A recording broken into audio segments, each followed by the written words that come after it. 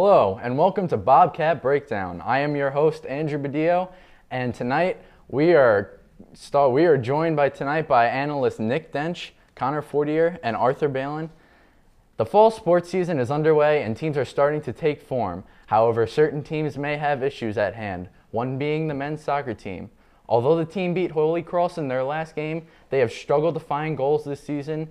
Is there reason to worry about the men's soccer team's lack of offensive production? Connor, we'll start with you. I'm not pushing the button just yet, the panic button. I think they got a strong midfield in Simon Hind and James Doig.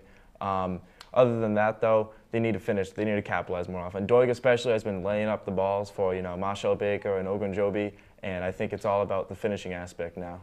Okay, Nick? Yeah, there's no reason to worry about this team's offensive production. They did lose a lot of their offensive production from last year.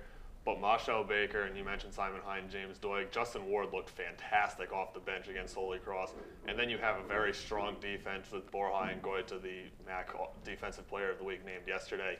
And that entire back line is essentially the same with the exception of the addition of Toby Ash, who transferred over from UNC. So that's a very strong defensive line. They can rely on them and win games 1-2-0.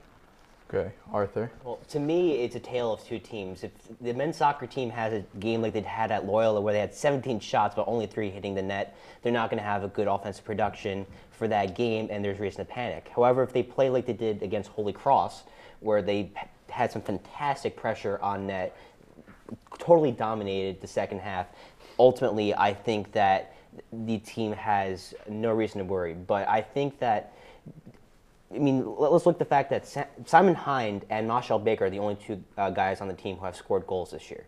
That's not going to work in the long run.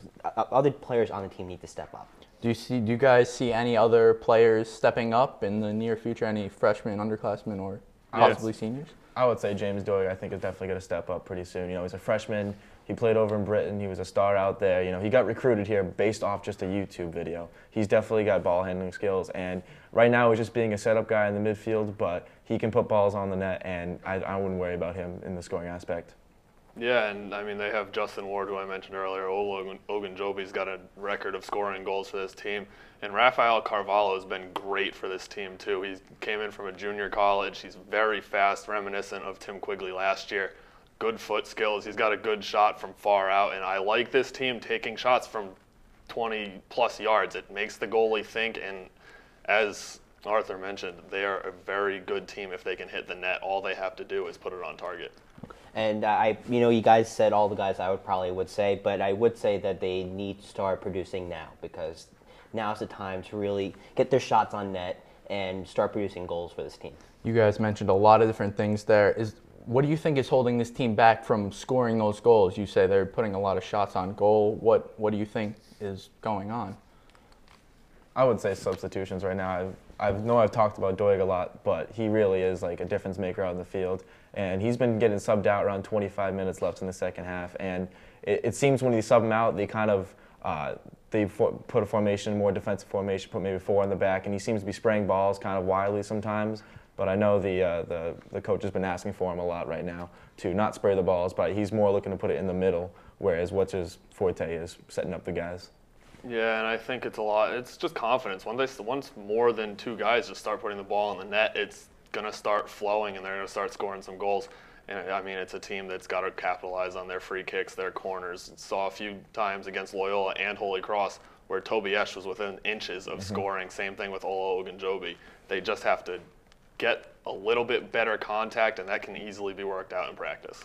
And I think it's just a matter of putting pressure on the backfield of opposing teams. Like in the Holy Cross game in the second half, the attacking part of the Bobcats put so much pressure on the backfield of Holy Cross, and you saw how well that worked out for the Bobcats. They controlled the second half, and ultimately that was really what led to their game-winning goal late in the second half. The pressure comes from Ola Ogunjobi, I think, especially up front, because he's such a strong, powerful body, and not a lot of people can defend him. There was plenty of times during the Holy Cross game when he was able to get in behind the defense, but he was a little too strong at some points and called for a foul. One of them was definitely an iffy call in the box, But other than that, he's a strong player and he's got a lot of assets that the Quinnipiac Bobcats can definitely take advantage of. Yeah, he's a big change for that offense too, because you have Marshall Baker, who's very fast. You have Justin Ward, who's faster. He's not so much a big body, and then you have Ogunjobi, who's really not afraid to bump bodies. He's really not afraid to get in those dirty areas and work for that ball.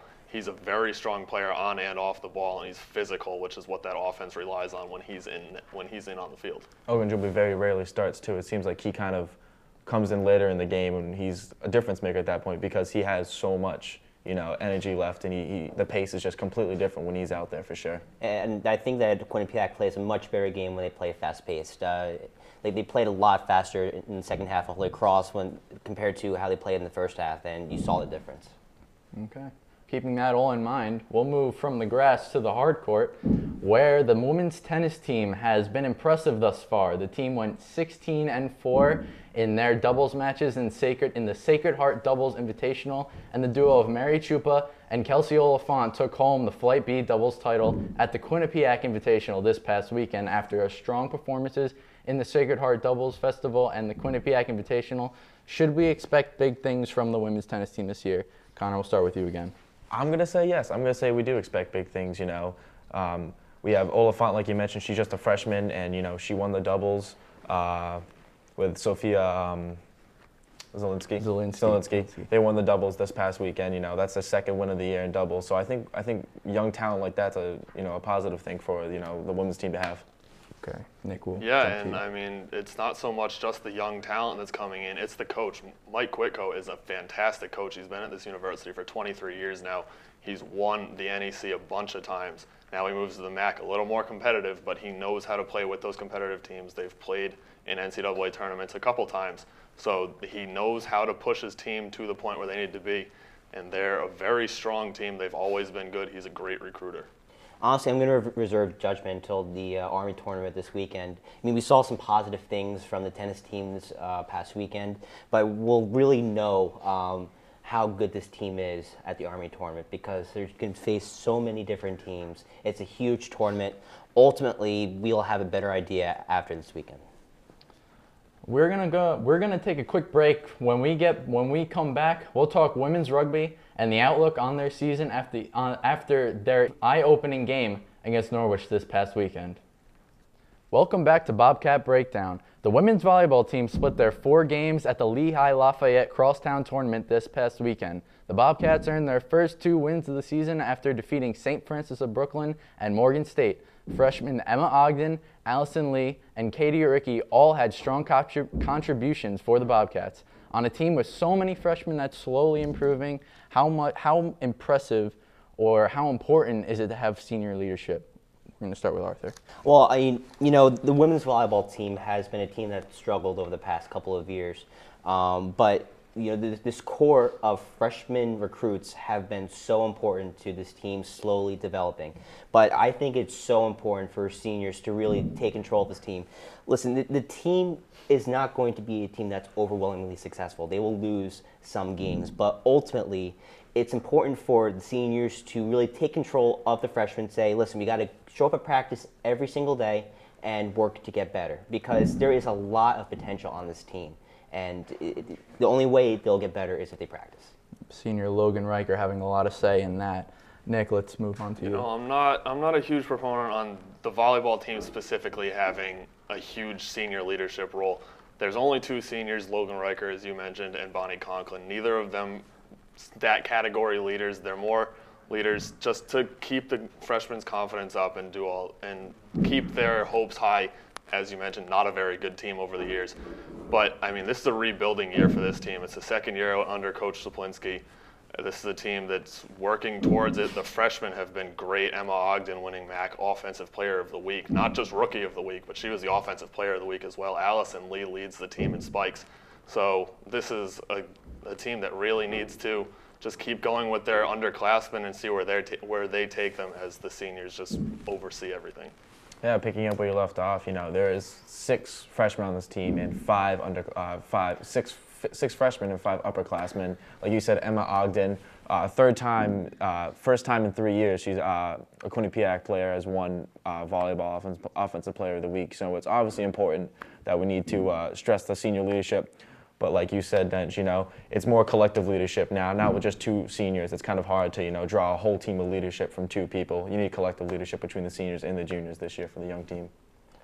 And the entire team needs to buy into the concept, because you've seen teams struggle when the players on the team really aren't buying into the whole team concept. So they need to buy in. Yeah. So you guys mentioned how well the freshmen are doing. Do you think that there is any chance this year that they can make some noise, win a lot more games? They started off really slow, but they're started to pick up the pace. Freshmen are playing really well. Any thoughts? I mean, the way the freshmen have played this past weekend, I can see them getting more wins than they did last year, which was only 2, so they've already matched that. I don't think they're going to overtake the MAC and just blow everybody away by storm. I think they'll have a little more successful season, but this is a team that over the next couple of years will start making some noise in the conference and actually start making a name for themselves again. Yeah, I see him hovering around, the 6 to 7 win range, because the freshman center, like I said, Emma Ogden, she's setting up everyone very, very, very well. And the offense is kind of clicking now under her. She had a great week, and other than that, I don't see focal points around besides the senior leadership and the juniors. Yeah, I'll say, I agree with Dench. This is not a team that's going to win any MAC championships this year. I would agree with Connor that I would say probably 5 wins this year. But I think that this is not a year where their main focus is a MAC championship. Their main focus this year is to get better and rebuild for, like you said, for the next couple of years. All right, so heading over to women's rugby now. The Bobcats faced off against the Norwich Cadets on Saturday. The highly anticipated game was supposed to be a battle between premier teams. However, the Bobcats took one right on the chin, falling to Norwich 41-5. Is there a cause for concern for women's rugby? I don't think so. I don't think there's a cause for concern. This is a rugby team who's only in their 3rd year of existence. They're getting better as the years go on because people are starting to learn who they are in rugby, which is not a very common sport. There's only 12 Division I teams, but Norwich came in 2nd place in the country last year. They lost to Kent State in the finals, who knocked off Quinnipiac. So this is a strong rugby team. They just lost to a team who's ranked number 1 or 2 in the country. Yeah, definitely. I don't think it's any type of concern here. The women's rugby team is outscoring the defenders 105-62, and Norwich is outscoring their opponents 117-7. So, it's definitely, a good matchup. The one thing I was kind of concerned about was how they shut down Natalie Costco. She did have the assist right there for the one try, but they really shut down the All-American, which was something we haven't really seen lately of, any other team trying to shut down Natalie Costco for sure. I think the main key to this loss is that it was early in the season. And there's plenty of time for this team to make adjustments, go to practice, see what they did wrong, and correct it. If this happened later in the season, I would think that there would be a larger cause for concern, but they have time to correct it. They have time to look at their mistakes and see what they did wrong. Quite frankly, we said this before, Norwich is a fantastic team, and it does not surprise me, as good as Quinnipiac is, that they gave Quinnipiac so much trouble. I would probably say the road to a national championship will go through Norwich. So just look at this game, see what you did wrong, and correct your mistakes. Yeah, and it's a great game for a learning curve, too. You play a team like that, and you can just learn, see what you did wrong and see what they did well, and just continue from that, build off of what they did well, and see if you can work some of their plays into your playbook to just continue dominating other teams and compete at a higher level with teams like Norwich and Kent State. Okay. We're going to step aside for a few moments, but don't go away. When we come back, we're going to talk about a big change for women's basketball this season. Welcome back to Bobcat Breakdown. The women's basketball team made some noise last year, winning the NEC title and advanced to the NCAA tournament. The team looks to carry over their incredible success they had last year into this year's play as they move on to the MAC. The Bobcats also recently were ranked 25th in the Lindy's Magazine National Preseason Poll, the first time the team has been ranked in school history. Will the transition from the NEC to the MAC be different and be harder for them to adjust this year? Connor, we'll start with you. I'm going to think it will be kind of a challenge. They're preseason ranked 3 right now. So ahead of them is Iona and Marist. Marist has won the past 9 out of 10 years on the MAC championship, so it realistically does go through them. other than that, no, they still have a lot of returning talent from the NEC championship team last year. So it will be definitely a challenge with Marist and Iona, but I think it will be a good learning curve for them, definitely. Arthur? Well, you talked about returning stars. They're returning 3 starters. That is so huge. And, they're not going to steamroll the MAC like they did the NEC, winning the championship. What was the score? It was 74 to 72-34. It was a very wide margin. And, that just really spoke to how dominant the team was last year. And, they're not going to do that in the MAC. And I think there will be a learning curve because they're not going to be as familiar with the teams in the MAC as they were in the NEC because they haven't been playing them twice a year for the past, 6 or 7 years like some of these teams have.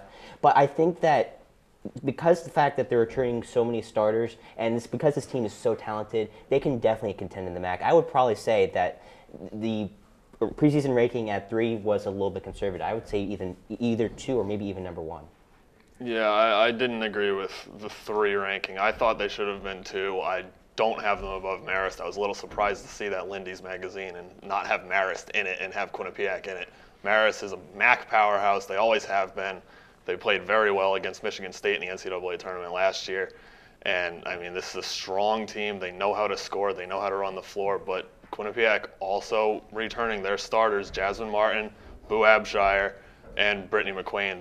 Boo Abshire was overlooked all season last year. One of the best point guards the best point guard in the NEC, one of the best probably on the East Coast. So she's a very strong player. Jasmine Martin can score at will at times, and Brittany McQuain is such a force down low. She's big-bodied. She knows how to play in the post, and she can rebound. She averaged a double-double last year. So this is a very strong team. I don't think they have that much to worry about. I'm really looking forward to that December 6th game against Marist here. That'll be a fantastic game. Yeah, definitely. Touching on Brittany McQuain, she was the NEC tournament MVP. And, like you said, she's such a dominant player down in the low post. She can really control the game down there. And you said average a double-double. The offense looks like it's going to run through her from the point, and that's perfectly fine. Which is having size like that and dominance is a big thing if you want to go against like a Marist or where they're an all-around great team. But if you dominate them down in the paint and in the low post, you'll have some surprises for sure. Oh yeah, and I think that I think Marist will give the team a lot of trouble, but I still maintain that those 3 starters returning offer such a huge talent infusion to this lineup that I think that that teams in the MAC will have a lot of trouble guarding them. And I think one other thing that's going to give the teams in the MAC trouble is that gold rush. You guys weren't here to see it last year. This team consistently runs at least 11 girls in a game. There's 15 girls on the roster. So they can, at most of the time, their subs were all 5 girls out and 5 new girls in, keeping fresh legs. It's hard to keep up with a full team of fresh legs for a 40-minute basketball game. And then you have players on the bench like Nicolai Ostergaard and Sam Guastella who are huge for this team as well. They can play inside and outside, and they're both over 6 feet tall. So it's going to create some mismatches defensively for other teams. So this is a team who can play with the best of them in the MAC, and they can run 10 to 11 girls every day if they need to. I think playing an up-tempo game will really work towards the Bobcats' favor. Like you said, fresh legs most of the game, and that they'll give opposing teams a lot of trouble guarding them again because they're going to be tired. They're not going to have as fresh legs. So the depth of the Quinnipiac team is just, again, another important factor. Yeah, the depth is obviously an important thing, but your team still runs through your top players. Jasmine Martin, she was a NEC third teamer last year, and it was a big factor going into the NEC tournament. And I think she'll be doing good. Boo Abshire, like you said, Dench, all running the point through Boo. She's an unbelievable, underrated point guard, to say the least, and everything will start from the top from there. Yeah, and they're getting players back. Shayna Earl was injured last year. Jackie Oscom's been injured the last 2 years. So you have players on this team who haven't played. There's no game tape for these MAC teams to look at. And when you can't see how players like that can play, it's a huge disadvantage going into a year. So you, have to compete with a team that can run two starting lineups almost, and then you have players who you don't know how they play. So you have some issues with that, and college sports is a huge thing on just seeing how other teams play. And when you can't scout somebody, it makes it a lot more difficult, especially with a team of this caliber. And, I think there's a huge difference between game tape and actually playing. And like I said before, Quinnipiac has been playing all the teams in the MAC just based on the conference. But ultimately, the teams in the MAC haven't been playing Quinnipiac either. So that offers another element. All right, you guys mentioned a lot there. But however, we didn't speak about pressure of moving from the NEC having so much success and moving into the MAC. Do you feel like Quinnipiac has any pressure, so to say, moving conferences as they were ranked in that magazine, the Lindy's magazine 25th, Marist wasn't ranked. Do you think they're feeling any pressure, to compete for that #1 spot with Marist? I would say so, definitely, because like you said, they were ranked 25th in the magazine, and they're the newbies in the conference. They're gonna want people are gonna want to see how they roll, because now they're ranked 25th, came in preseason ranked 3rd, a bunch of over the other teams who spend their time in the MAC. So I think there's a little bit of pressure there for the women. Yeah, I don't think there's that much pressure. Trish Fabry said it on ESPN3 or last week. They didn't get #1 in the conference, so there's that target that you would think is on their back, not on their back, because it's still on Marist, and it's on Iona, who is a surprise too to most people. So this is a team who's a little bit under the radar in the MAC to the coaches, because the coaches vote on that. So when you have a team who's not being respected to an extent, rightly so, because they've never played against the MAC teams, you can't say that there's a lot of pressure. This is a team who's just going to stick with their game plan from last year. Yeah, and you know what? I think there's pressure, but this team can definitely handle it. Listen, in a championship game, 40 minutes separate you and the NCAA tournament. Doesn't matter if it's the NEC, doesn't matter if it's the MAC. And this is like we said before, this is a team that's returning the majority of their starters. So this is not the first time they've been in a pressure situation like this. They can handle it. They've proven they can handle it, and I don't think the pressure is going to affect them in any way. And then you got this team. They played very well against Maryland last year at Maryland, mind you. They got the short end of the stick playing a team in the NCAA tournament at the NCAA tournament at that team's court. It's a very tough thing to do. Maryland didn't have to travel at all, and this is a team that stuck with them for the first half. And then they started getting cold offensively. So it's tough for them if they can stick out a whole 40-minute game and play that hard like they did against Maryland, this is a team who can really be a scary team against some of these MAC teams. Yeah, and like you said, Dench, them being preseason ranked 3, they can, they do have a target to go for. They have target go #1 and go after Marist. Iona, like you said, is kind of an iffy too for sure. And that's why I think there is still a little bit of a pressure, though, because they are expected to, show up and compete with them. I do think they compete in the MAC, definitely. I do think they compete with Marist, definitely. But, there is a little bit of a pressure from, winning the NEC and, being the new team in the conference. Well, that will conclude this edition of Bobcat Breakdown. For all the exciting news on Quinnipiac Bobcat sports, follow QBSN on Twitter @QBSN. Also check out QBSN's website, theqbsn.com. For all the latest news on Quinnipiac athletics, don't forget to follow Q30 Sports on Twitter @Q30 Sports. As well for Nick Dench, Connor Fortier, and Arthur Bailin, I'm Andrew Badillo. Have a great night.